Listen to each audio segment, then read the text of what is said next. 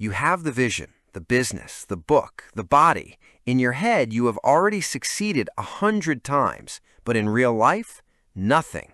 You are not lazy. You want it badly. So why can you not move?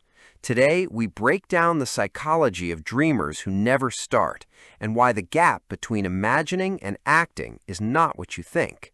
First, dreaming feels good. When you imagine yourself succeeding, your brain releases dopamine, the same chemical released during pleasure. You get a hit of success just from thinking. Here's the problem. Your brain cannot tell the difference between imagining success and achieving it, so you get the reward without doing the work. The dream becomes a drug. It steals the motivation you would have used to take real action. You are not stuck because you are lazy. You are stuck because your brain is addicted to the fantasy. Second, big dreams come with big fears. What if you try and fail? What if you are not as talented as you think?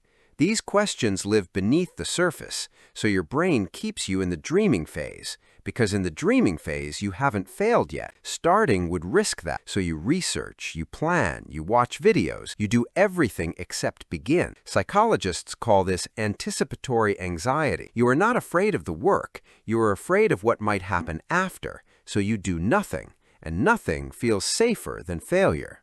Third, dreamers who never start are often perfectionists. They wait for the perfect moment, the perfect mood, the perfect conditions.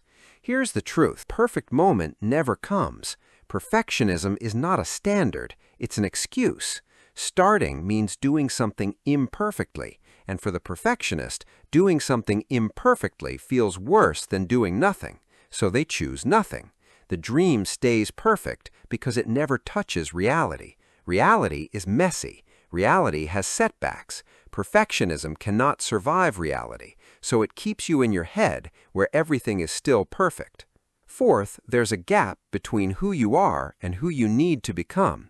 You have the dream, but you don't have the identity of someone who does that dream. You see yourself as a dreamer, not a doer. Psychologists call this cognitive dissonance. Your brain wants your actions to match your self-image. If you believe you are someone who starts things, you will start. If you believe you are someone who dreams but does not act, you will not act. The dream is not the problem, the identity is. So how do you stop dreaming and start doing? Stop focusing on the big dream. It's too heavy. Your brain sees the mountain and shuts down. Instead, focus on the smallest possible action.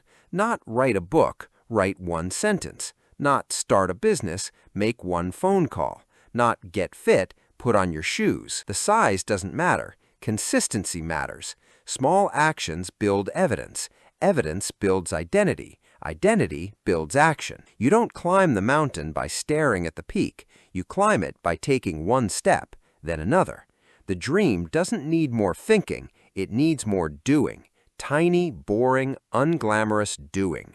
If you are a dreamer who never starts, here is what you need to hear. You are not broken. You are not lazy.